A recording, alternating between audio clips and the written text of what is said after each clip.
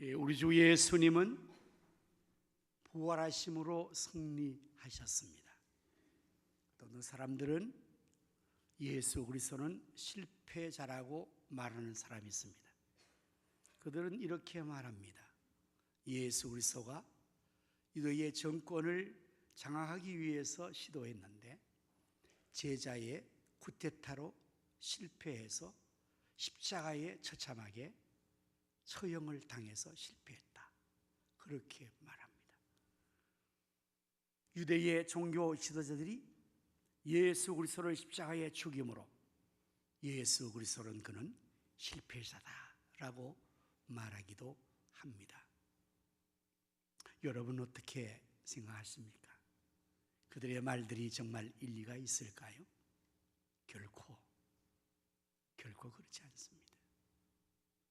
성경은 말하기로 예수님께서 십자가에 돌아가신 것은 실패가 아니라 오히려 하나님 아버지의 뜻을 이루어 드린 것이라고 말하며 이사야 53장에서 그가 찔림은 우리의 허물로 인하여 그가 상함은 우리의 죄악 때문이라고, 우리는 다 양 같아서 그릇 행하여 각기 제 길로 갔거늘 여호와께서는 우리 무리의 죄악을 그에게 담당시키셨다고. 그래서 예수님은 우리의 죄를 담당해서 죄 없으신 분이 우리를 구원하시기 위해서 십자가에서 대속의 죽음을 스스로가 죽으신 것입니다. 인자에 온 것은 섬김을 받으려 함이 아니요 도리어 섬기려 하고 자기 목숨을 많은 사람의 대속물로 주려 오셨다고 주님은 누차 늘 말씀하시고, 바로 그 아버지의 인류 구원에 우리를 구원하시기 위한 뜻을 이루어드리기 위해서 스스로가 죽음의 자리로, 대속의 죽음 자리로 나가셔서 돌아가신 것입니다. 그리고 예수님께서는 죽은 지 사흘 만에 죽음을 이기시고 생명의 부활로 다시 살아나심으로 말미암아 우리의 구원을 완성시켜 주실 뿐 아니라 부활하심으로 승리를 하셨습니다. 예수님의 부활은 이런 승리의 의미를 담고 있는데 그 의미는 첫 번째로 사망을 이기신 것입니다. 오늘 본문의 55절의 말씀은 이런 말씀이 있습니다. 사망아, 너의 승리가 어디 있느냐? 사망아, 내가 쏘는 것이 어디 있느냐? 사망이 쏘는 것은 죄요, 죄의 권능은 율법이라. 그동안에 사망은 모든 인류의 왕노릇했습니다. 사망 앞에서는 영웅 호걸도 재력가도 지식자도 다 항복을 해야 합니다. 죽음은 모든 사람의 왕노릇했고 사망이 모든 사람을 지배해버렸어요.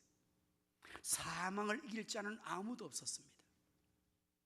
하지만 우리 주 예수 그리스도께서는 이 사망을 이기셨으니, 그래서 바로 십자가에 죽으셨으나 사흘 만에 다시 살아나심으로 말미암아 사망을 이기신 것입니다. 사망을 이겼다면 다른 모든 것들은 게임이 끝난 거예요. 그렇지 않습니까? 사망을 이겼는데 뭘 더 이기지 못할 것이 어디 있겠습니까? 예수님의 승리는 사망을 이기신 거예요. 우리 예수님의 승리는 또한 불의를 이기신 것입니다. 예수님이 십자가에 못 박혀서 돌아가시는 그 과정을 우리는 너무나 잘 압니다. 그 당시에 사람들이 얼마나 불의하고 악했는지를 우리가 너무나 잘 알고 있습니다.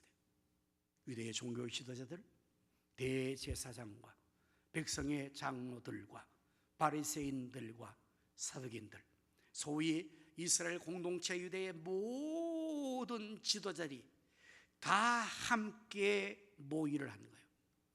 예수님을 죽이려고, 나사렛 예수를 제거하려고. 그리고 그들은 산헤드린 공의회에서, 오늘날 우리나라의 국회의원입니다. 국회가 바로 산에서 공의회입니다. 거기서 그들은 합법적으로 이 문제를 가지고 결정을 해요. 나사렛 예수를 어떻게 할 것인가. 그를 제거하기를 동의합니다. 제청합니다. 다른 의가 없습니까? 네. 그래서 합법적으로 그들은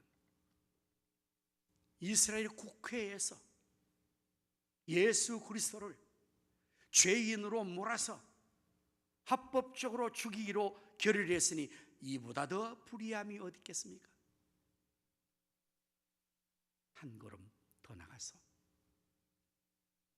저들은 이 일을 자기들만 하는 것이 아니라 당시에 로마가 전 세계를 지배하고 있었습니다. 그래서 로마 정부가 유대 나라를 지배해서 총독부를 설치했죠. 이전에 우리나라의 근대사회에서 수시론 안타까운 일제강점기에서 일본 사람들이 조선 총독부를 여기다가 파견하고 총독을 파견한 것 똑같습니다. 그래서 빌라도라는 유대의 관리가 로마의 관리가 유대 나라를 지배하고 있는 그때에 거기다가 예수님의 이 문제를 그들은 고발합니다. 고소합니다. 여러분, 고소 고발을 하면 그것이 다 성립되는 거 아닙니다. 고소 고발 받으면 조사를 해야죠. 이게 정말 혐의가 있는, 죄가 있는, 잘못 있는가를 조사해야 하잖아요. 조사해보고 아무런 죄가 없으면 그냥 혐의 없음. 그리고 만약에 죄 없이 고발한 자에게는 거꾸로 무고죄를 걸어서 그 사람을 처벌할 수 있는 것이 우리나라의 사법의 제도 아닙니까? 그래서 이것을 그렇게 해서 빌라도 총독에게 저들의 종교법으로 이미 결정 내려 살 수 있는데 그들은 보다 더 합법적으로 이 불의함을 꾸미기 위해서 빌라도에게 가서 고소를 했는데 빌라도가 그 사건을 접수하고 신문을 합니다. 재판장으로서. 어떻게 했습니까? 신문에 보니까 예수 그리스도에게서 죽일 죄가 없습니다. 아니 예수님 무슨 잘못이 있어요? 무슨 불의함이 있겠습니까? 빌라도가 다 조사해 봤어요. 아무런 죄가 없어요. 그럼 어떻게 해야 됩니까? 마땅히 재판관으로서 이 조사한 모든 고소건에 의해서 조사해서 재판장으로서 판결을 내려야죠. 무죄 이렇게 하잖아요. 그런데 빌라도는 그렇게 하지 않습니다. 그렇게 하려고 했습니다. 나는 이 사람에게서 주기를 찾지 못했다고 선언했습니다. 그래서 이 사람을 놓아주겠다고 합니다. 그런데 그때 이 유대의 지도자들과 무지몽미한 청중들이 들고 일어나는 거예요. 압력을 가하는 거예요. 소위 정치적인 압력을 가하는 거예요. 만일 당신이 이 자를 놓아주면 당신은 가이사 황제의 충신이 아닙니다. 이 자는 로마 정부를 대항하고 비난하고 로마 정부를 대항한 사람입니다. 이렇게 갖다 건 거예요. 이게 빌라도의 압력이 되고 정치적인 압력이 된 거예요. 성경에 나오지 않지만 그 당시 역사를 읽어보면 빌라도 총독은 당시 가이사 황제, 로마의 황제에게서 이미 밑보였다는 거예요. 통치에 대한 어떤 인정을 받지 못하고 이제 이 건수가 잡혀 있어서 이게 잘못되면 황제에게서부터 파면을 당할 수 있는 그런 위기 상황에 빌라도가 놓여 있기 때문에 만일에 이 유대의 사건이 폭동 사건이 황제에게 보고되어지고 자기가 관하고 있는 유대의 나라에서 이것이 문제가 된다면 이거는 자기의 목숨이 잘려지는 거예요. 그러니까 빌라도가 이런 상황에서 예수님이 죄가 없음에도 불구하고 놓아주려고 함에도 불구하고 막 일어나니까 이 아주 청중들이 그게 무서운 거잖아요. 우리 여기 와 계신 분도 있지만 다 우리 정치하는 앞에 있는 사람들은요, 이 청중들이 아주 들고 일어나면요 자기 목소리 못 내요. 그래서 빌라도가 대에 물을 떠다 놓고 공개적으로 손을 씻습니다. 나는 이 사건의 이자에 대해서 죄 없다, 손 씻는다, 깨끗하다. 여러분이 그 책임을 다 당할 것이냐? 그때 이 유대의 악한 지도자와 청중들은 소리칩니다. 그 피를 우리와 우리 자손에게 돌리라. 얼마나 무서운 말인지 몰라요. 그래서 빌라도는 그 재판을 불이하게 끝내버려요. 죄가 없는데 어떻게 해요? 십자가 처형에 언도하고 맡겨버려요. 가장 세상에서 불의한 재판이 있다면 그것은 빌라도의 재판이라고 말합니다. 그래서 빌라도, 뭐 세상의 재판들이 지금 불의한 게 많이 있을 수 있는데, 그러나 빌라도가 한 이 재판은 그야말로 의로우신 하나님의 종 예수 그리스도를, 죄 없는 예수님을 십자가에 죽도록 내맡긴 거잖아요. 여러분, 빌라도가 손을 씻어서 씻은 것이 됩니까? 그건 아무 책임 없습니까? 그렇지 않습니다. 우리가 늘 고백하는 사도신경, 오늘도 고백했습니다. 어떻게 고백합니까? 본디오 빌라도에게 고난을 받으사 십자가에 못 박혀 죽으시고, 십자가에 못 박은 자가 빌라도라고 우리는 끊임없이, 아마 주님 올 때까지 빌라도 이 죄에 대해서 모든 크리스찬들이 다 그렇게 고백할 거예요. 죄 없는 게 아니죠. 자기의 직무를 다하지 않는 것은 죄가 되는 거예요. 그게 직무유기. 그 자리에 앉아서 옳고 그른 것을 바르게 해야 되는 사람이 자기의 일신의 그 안위를 위해서, 도모를 위해서 불의를 저질러요. 죄 없어요? 내 책임 아닙니까? 그렇지 않소. 그 책임을 모면을 섭니다. 유리아에서 예수님이 죽으셨는데 그들은 승리했다고 생각했겠죠. 눈에 가시 같던 저 나사렛에서 매번 우리를 지적하고 우리의 비리를 캐내고 우리의 잘못을 막 공개하고, 그러니까 그냥 없애버리는 거, 눈에 없애버리면 이긴다고 했는데 웬걸요? 사흘 만에 다시 살아나신 거예요. 불의를 이기신 승리였습니다. 예수 그리스도의 승리는 또한 미움에 대한 승리였습니다. 사람들은 까닭 없이, 이유 없이 예수님 미워했습니다. 특별히 예수님이 생전에 유대 사람들에게 어떻게 했어요? 이 땅에 오셔서 주님께서 하신 일이 뭡니까? 가난한 자들에게 빵을 주십니다. 병든 자를 고쳐주십니다. 귀신 들린 자를 고쳐주십니다. 그야말로 사랑을 실천하셔서 몸소 그 사랑을 베풀었고, 그래서 많은 사람들이 예수님들을 따라하는데 5,000명 장정이 모였고 전체로 2만 명이 모였고, 그들이 언제나 예수를 따라다니는 중 세력이었단 말이에요. 그냥 따라다녔겠습니까? 그 은혜를 맛보고 그 사랑의 혜택을 받은 자들이잖아요. 그러나 그 청중들을, 무지명의 청중을 배후에서 조종하는 이 리더급에 있는 대상과 장로들이 자기들의 사심에 의해서 예수님을 미워한 거예요. 큰 틀에서는 예수 우리의 죄 때문에 돌아가시지만, 사실 그 당시의 상황으로서는 대상과 장들과 바리새 서기관들이 자기들의 어떤 치부를 예수님께서 건드려 그게 미워서 예수님을 죽여 없앤 거거든요. 미움의 대상으로. 그러나 예수님께서 힘이 없어서 당한 건 아닙니다. 예수님은 하나님이십니다. 전능하신 능력자이십니다. 그들이 다 모여서 결의하고 힘을 모아서 예수님 대적하는, 예수님 힘없어 죽으신 거 아니에요. 예수님께서 베드로가 마지막 기도하는 동산에서 그 기도의 순간에, 잠결에 예수님을 체포하러 온 병사들을 위해서 베드로가 잠결에 빼어나서 그 칼을 가지고 휘둘려서 대상의 종의 말고라는 종의 귀를 날려버리잖아요. 그때 예수님께서 말씀하십니다. 베드로야, 검을 도로 꽂으라.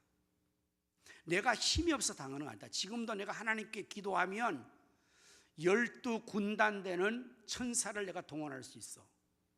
그러나 내가 하지 않는 거야. 아니요, 예수님이 천사를 동원할 필요가 없어요. 예수님 자신이 전능하신 하나님이십니다. 그까지 병사를 그냥 콧김 한번 부르면 다 날아갈 텐데요. 그러나 아버지의 뜻을 이루고 우리를 사랑하고 구원하시기 위해서 그 모든 수모와 그 모든 불의함과 그 모든 미운 자들에 대한 것을 다 꿀꺽 참잖아요. 마치 도상 끌려가는 어린 양과 같이 입을 열지 않는 거예요. 왜 입을 열지 않아요? 할 말이 없었어요? 아니요, 아버지의 뜻을 이루기 위해서, 우리를 구원하시기 위해서, 십자가에 죽으시기 위해서 그냥 그러고 갔잖아요.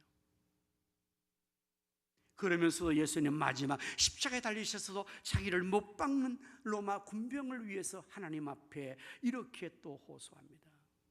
누가복음 23장 34절에 말씀하면 이에 예수께서 이르시되 아버지여 저들을 용서하여 주옵소서. 자기들이 하는 것을 알지 못합니다. 예수님이 이렇게 돌아가셨어요. 미운 자들이 주님을 죽이려 해서 그 미움을 사랑하고 끝까지 사랑하시고, 예수님의 승리는 미움에 대한 승리입니다. 세계를 정복하려 했던 영웅 나폴레옹은 내 사전에는 불가능이 없다는 유명한 말을 남겼습니다. 그리고 그는 유럽을 정복하며 전 세계를 정복할 야욕을 가지고 그 일을 실행해 갔지만 끝내 그는 그 뜻을 이루지 못하고 죽었죠. 그는 이런 말을 남겼습니다. 나는 힘으로, 총칼로, 권력으로 세계를 정복하려 했으나 실패했다. 그러나 나사렛 예수 그는 사랑으로 전 세계를 제패했다. 예수님의 승리는 미움에 대한 사랑의 승리입니다. 이래야 우리 예수님께서 부활하심으로 사망을 이기시고 불의를 이기시고 미움을 이기시고 이미 승리하시고 지금 하나님의 보좌 우편에 앉으셔서 우리 찬송했죠. 찬송과 존귀와 영광과 권능을 보좌에 앉으신 예수님께 돌릴 그 주님은 지금 하나님 보좌 우편에 앉으셔서 온 세상을 통치하시는 왕의 왕이 되어서 승리의 왕으로 군림하고 계십니다. 여러분과 저는 누굽니까? 바로 예수 그리스도의 사람들. 우리의 대장은 예수 그리스도이십니다. 이미 우리 대장이 이기셨으므로 우리는 이 싸움에서 이긴 거예요. 편으로 우리가 예수 편에 있기 때문에 우리 대장이 싸워서 이기셨으면 우리 모두는 다 승리의 병사가 되는 것이거든요. 그러므로 이제 우리는 우리의 삶에서 이 승리를, 예수 그리스도의 승리를 나의 승리로 삼고 이 땅에 사는 동안에 우리의 승리의 삶을 살아가야 될 줄로 믿습니다. 사랑하는 성도 여러분, 여러분은 지금 어떤 삶을 살고 계십니까? 승리의 삶을 살고 계십니까? 아니면 승리의 병사가 되어서도 승리의 삶을 살지 못하고 실패자처럼 살아가고 있습니까? 우리는 마땅히 우리 주 예수님이 승리하셨으므로 우리의 삶을 승리로 살아가야 마땅할 것입니다. 승리의 삶을 사시기를 주님으로 축복합니다. 자, 그렇다면 어떠한 삶을 사는 것이 실제적으로 승리의 삶을 사는 것이 될 수 있을까요? 첫째는 감사하는 삶을 사는 것이 승리의 삶을 사는 거예요. 57절의 말씀을 보시면 우리 주 예수 그리스도로 말미암아 우리에게 승리를 주시는 하나님께 감사하노니 그렇잖아요. 승리의 삶은 감사하는 삶입니다. 실제로 여러분의 삶에서 지금 감사가 있습니까? 그 사람은 승리하는 삶을 살고 있는 겁니다. 아무리 힘들고 아무리 어렵고 아무리 실패하고 아무리 그러한 모든 상황이 실패적인 상황이든 누가 봐도 저 사람은 실패한 거야. 그런데 거기서 감사한다면 그 사람은 이미 그 환경과 조건과 여건을 이겨버리는 것입니다. 감사하면. 그래서 감사는 승리하는 사람의 하나의 표상이에요. 증거입니다. 내가 지금 승리의 삶을 살고 있는가? 여러분 확인할 건 다른 거 없어요. 내가 감사하고 있는가? 그럼 승리하는 거고요. 내가 아무리 좋은 환경, 아무리 많은 걸 성취하고 아무리 모든 것을 다 이루어도 내가 감사가 없다. 그 사람은 실패하는 삶을 살고 있는 거죠. 다시 말하면 감사하는 삶은 하나님께 영광을 돌리는 것입니다. 그렇지 않겠어요? 승리 주신 하나님께 감사할 때 당연히 영광, 우리에게 은혜를 주신 하나님께 우리가 어떻게 해요? 마땅히 감사해야죠. 나를 구원해 주신 하나님께 마땅히 감사해야죠. 모든 것을 주신 하나님께 감사하는 것이 마땅한 것이고, 그럴 때 하나님은 그 감사하는 자를 통해서 영광을 보는 거죠. 감사하는 자가 나를 영화롭게 하리니 환난 날에 나를 부르라 내가 그를 영화롭게 하리라. 주님 말씀하세요.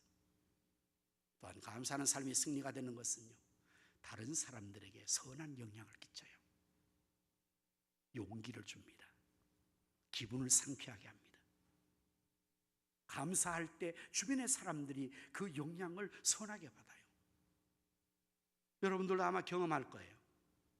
나도 힘들고 그도 힘드는데 그 어떤 사람의 이야기로 감사를 들을 때, 그 사람이 지금 그럴 때 감사를 들으면 내가 용기가 나요. 저런데도 감사하네. 나는 더한 감사를 해야 되겠군. 이런 선한 도전을 받습니다. 그렇지 않습니까? 감사는 우리로 하나님께 영광, 그리고 주변 사람들에게 선한 영향을 끼치는 아주 이 승리의 역사가 있고, 의 좋은 바이러스를, 승리의 바이러스를 전파하죠. 자, 그렇다면 자신은 어때요? 그 자신은, 감사하고 있는 자신은 이미 행복한 것입니다. 승리한 것입니다. 복된 삶을 살고 있는 것입니다. 그러므로 감사는요, 믿음의 열매입니다. 골로새서 2장 6절 7절 말씀 보면, 그러므로 너희가 그리스도 예수를 주로 받았으니, 시작이에요. 처음 우리가 예수를 처음 구주로 영접하는 시작부터 그 안에서 행하되 믿음 생활을 시작하여 나가는 거죠.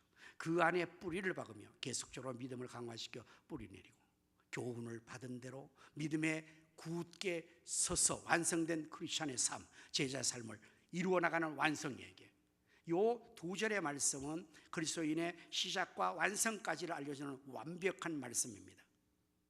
예수를 주로 받고 처음 초신자 영접했어요. 그 안에 행하고 믿음 생활해요. 뿌리 내리고 교훈 받고 믿음에 굳게 섰어요. 그 증거가, 열매가 뭐라고요? 믿음에 굳게 서서 감사함을 어떻게 해요? 넘치게 하는 거예요. 할렐루야. 감사를 넘치게 하는 감사가 뭐예요? 범사에 감사하는 것입니다. 성공도 감사하고 실패도 감사하고 좋은 것도 감사하고 나쁜 것도 감사하고, 그 사람이 감사를 넘치게 하는 거예요. 그 사람이 승리하는 모습이잖아요. 우리나라는 정말 좋은 나라입니다. 여러분, 그렇게 확신하십니까? 좋은 나라에 살고 있음을 감사하십니까? 저는 아침에 일어나면 교회에 오잖아요. 교회에 처음 앉아서 내가 기도하는 첫 번째 기도가 늘 감사를 하는데, 뭘 감사하는가 하면 생명을 연장시켜 주신 걸 감사해요. 살았으니까. 지난밤도 밤새 안녕 많은데 건강 주신 것을 감사해요. 그나마 건강 나왔으니까. 그리고 또한 좋은 나라를 준 걸 저는 감사해요. 우리나라 얼마나 좋아요. 예? 이 나라가 없으면 우리가 어떻게 이런 행복을 누립니까? 좋은 가정을 주심을 감사하고, 좋은 교회를 주신 걸 감사하고. 여러분, 감사하는 거죠. 범사에 감사한다는 것은요, 이 사람은 환경을 이기고 조건을 이기고 상황을 이기는 거잖아요. 그래서 우리에게 승리를 주신 하나님께 내가 감사한다. 여러분, 감사하는 삶을 통하여서 승리의 삶을 살아갈 수 있기를 주님의 이름으로 축원합니다. 범사에 감사할 수 있기를 축복합니다. 두 번째, 승리의 삶의 실제는 견실하여 흔들리지 않는 거예요. 57절의 말씀이죠. 58절의 말씀. 그러므로 사랑하는 형제들아, 견실하여 흔들리지 말아라. 여러분, 승리하는 사람들의 그 모습은요, 견실히 흔들지 않아요. 많은 도전자들이 흔들려고 해요. 그러나 그는 흔들리지 않습니다. 마음의 평정을 갖습니다. 그리고 자기의 삶의 패턴을 흔들리지 않아요. 그대로 다 갑니다. 이 사람은 승리하는 거잖아요. 승리의 모습이잖아요. 그러나 우리의 삶에서는 수없이 많은 것들을 흔들립니다. 공격합니다. 원수 사단이 우리를 공격합니다. 외부적인 어려운 환경과 여건으로 우리를 흔듭니다. 내부적으로 우리 속에서 갈등과 여러 가지 일로 인해서 스스로가 회의를 느끼게 만듭니다. 신앙생활 하는 사람들에게 있어서는 신앙생활 하는 것이 너무나 권태롭게 느끼게 하는 거예요. 기도하는 사람에게 흔드는 사단의 전략이 뭔지 아십니까? 너 기도했는데 응답이 있니? 그렇게 기도하는 게 무슨 소용이 있어? 응답되면 왜 계속 기도하는 거야? 너 그렇게 충성하는데 무슨 뭐 좋은 결과가 있어? 사업이 잘 돼? 자녀가 잘 돼? 남달리 네가 더 복을 많이 받아서? 아무것도 없잖아. 근데 그렇게 계속해? 이런 마음이 사탄이 쑥 집어넣으면요, 나도 지금 그렇잖아. 도 지금 기도하면서도 그게 좀 아쉬운데, 충성하면 그게 늘 하나님 앞에 조금 아쉬운데, 왜 하나님은 내 기도를 들으지 않지? 왜 하나님 내가 이렇게 충성한데 내 사업과 직장과 자녀와 가정을 잘 되게 하지 않지? 왜 나는 이렇게 잘하는데 저 안 되는 거지? 이런 생각 우리도 가지고 있잖아요. 그때 사탄이 그걸 알고 슬쩍 건드는 거예요. 거봐, 아무 소용없지? 그러면 번아웃 되는 거예요. 풍선에 바늘 푹 찌르면 바람이 슉 빠지죠. 김 빠지죠. 그럼 흔들려 버려요. 한순간에 여러분 팽팽한 풍선에 바늘 한번 톡 찔러보세요. 바람 빠질 때 어떻게 풍선이 움직이던가요? 정신없이 나는 거죠. 한순간에 표현이 잘 됐습니까? 진짜 그런 거거든요. 아주 어떤 사람이요, 잘하고 있다가 바람이 아마 또 어디인가 못 찔린 거야. 그랬더니 이 사람이 전혀 상관 흔들려 버리는 거예요. 추락하는 거예요. 견실해야 돼요. 흔들지 말아야 돼요. 기도 응답이 있건 없건 기도는 계속하는 거다. 하나님 축복이 있건 나는 주님을 사랑함으로 이 일을 계속한다. 이런 마음이 승리의 마음이에요. 왜냐하면 이게 승리자 가지는 이 여유거든요. 이미 승리를 확보한 자의 여유로움은 웬만한 가지고 흔들잖아요. 앞에서 막 이렇게 그냥 흔들려고 이런 것들에 대해서 참 무시하는 거예요. 말 때문에 뭐 행동 때문에 시험 들이잖아요. 그래 그런 거야 다. 너는 그래라 나는 간다. 응? 그게 견실하고 흔들리지 말아야죠. 마지막, 승리하는 삶의 패턴과 모습은 뭐요? 더욱 빨리 이 말씀을 빨리 넘겨. 더욱 항상 주일에 힘쓰는 겁니다. 왜냐하면 우리의 모든 수고가 헛되지 않아요. 주를 위하는 수고가 헛되지 않기 때문에 우리가 예수 그리스도의 승리 나의 승리로, 예수님의 부활 나의 부활로 믿는 자들은 우리의 삶의 부활의 다음 순간이 있잖아요. 이 땅의 삶에서 주를 위해 수고했던 그 모든 수고가 결코 헛되지 않아 부활의 그날 주님 앞에서 칭찬과 상급을 받을 것입니다. 잘하였도다 착하고 충성된 종아, 네가 적은 것에 충성하였으며 내가 많은 것을 너에게 맡길 것이며 내 주인의 즐거운 잔치에 파티에 참여하라. 믿습니까? 그리고 주의 일을 힘쓰죠. 우리가 한 생애를 살면서 여러 가지 삶의 패턴이 있을 것입니다. 각각의 하는 삶에 있어서 뭐 여러 가지 것들을, 공부하는 학생 공부하고 사업하고 뭐 직장일하고 모든 일들을 감당하는 거 다 우리가 해야 될 본분이지요. 그러한 삶을 살아가기 위해서는 노력하고 그러한 삶의 의미를 가지고 우리는 보다 더 힘들지만 의미 있는 삶을 위해서 삶을 그냥 열심히 사는 겁니다. 우리의 한 생애를 살고 나면 마지막 결과가 주어지는 것은 죽었을 때 이제 마지막 정리하는 거죠. 죽은 고인에 대한 이력이나 경력을 소개하는 거죠.